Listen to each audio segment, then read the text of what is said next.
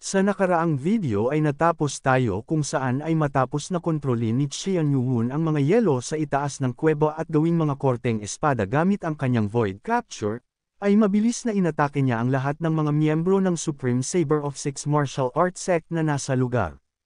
Sa nakita ng pagkakapaslang naman ng lahat ni Byakuya Ryu, ay nakaramdam naman ito ng labis na pagkatakot.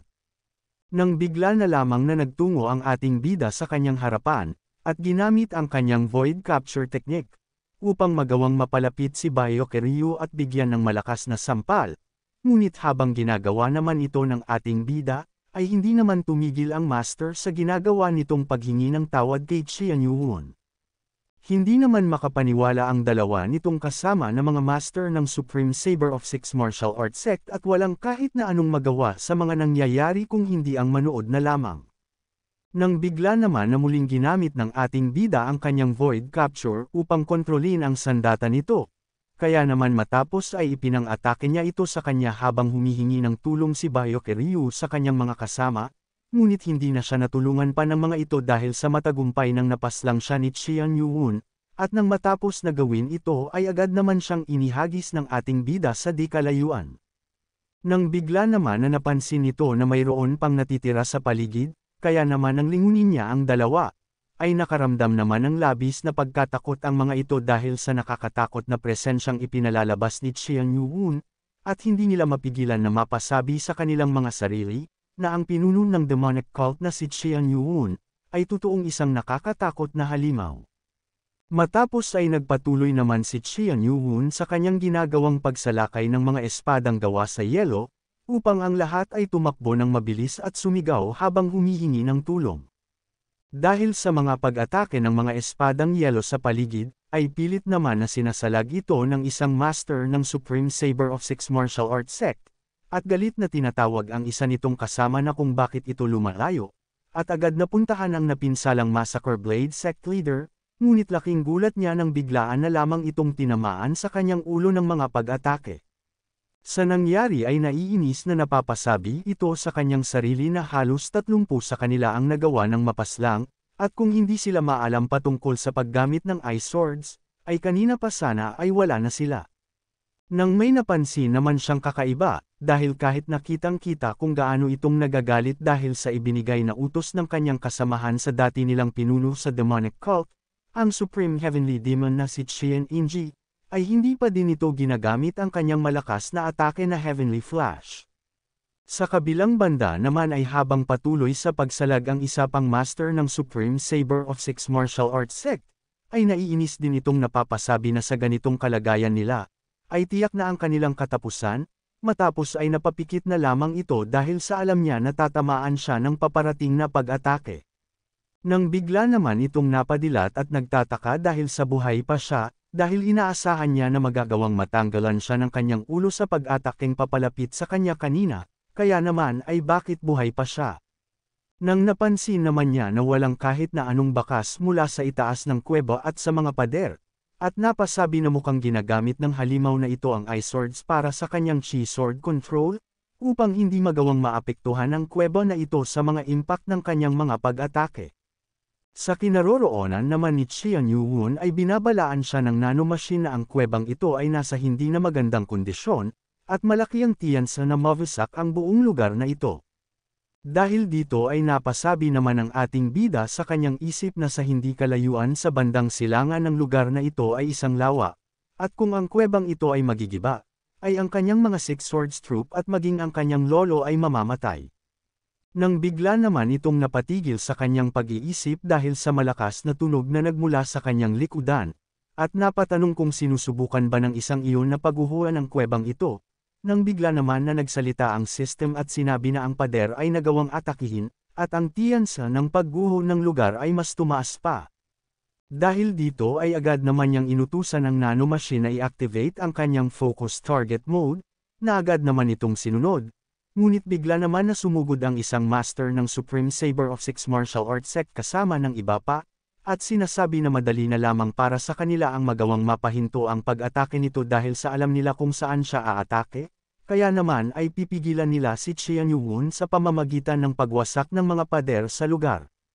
Habang papasugod ay galit nitong sinabi na kahit pa siya ay ang kilalang demon god, ay magagawa pa din nilang labanan siya kahit na papaano.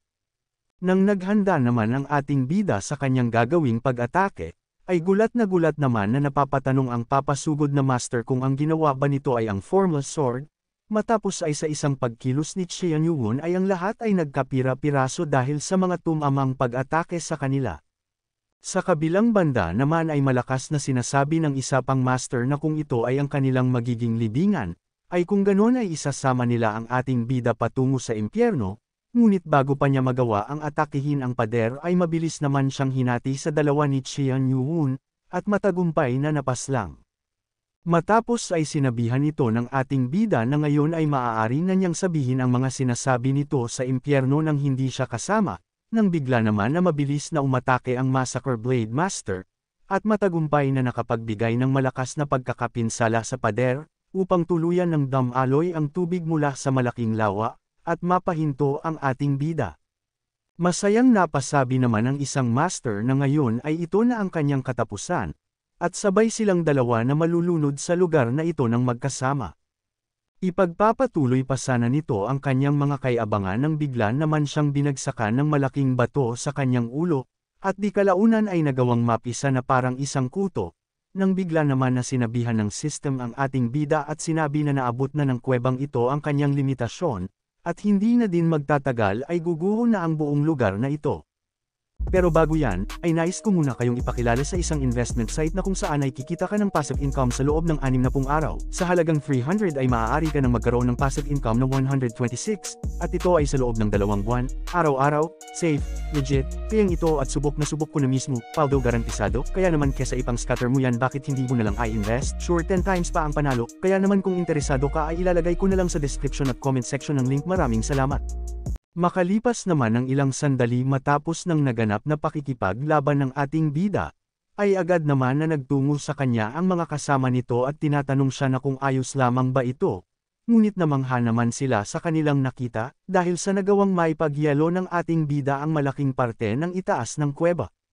Matapos ay sinabihan naman sila ni Xian Yuhun na huwag silang lalapit sa kanya dahil sa malapit ng gumuho ang kuwebang ito. Sa nangyari ay nagkaroon naman ng malakas na pagyanig sa buong lugar, kaya naman ay inutusan ng ating bida si Heobong at sinabi na mayroong matandang lalaki sa di kalayuan, at iyon ang dating Supreme Demon, kaya naman ay magmadali silang ilabas ito kasama nila.